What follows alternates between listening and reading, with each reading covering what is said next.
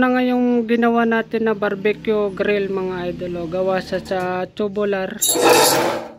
Ayan, tignan nyo yung pagkaka-welding niya. Tama ba?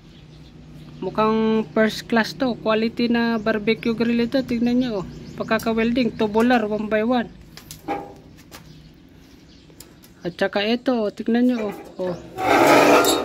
quality yung pagkaka-install mga lods. Tignan nyo, meron pang space mga lods. May butas pa yung tubular. Yan ang quality talaga ng installation mga boss. Ayan, tignan ninyo. Ito naman tubo, ito tubular.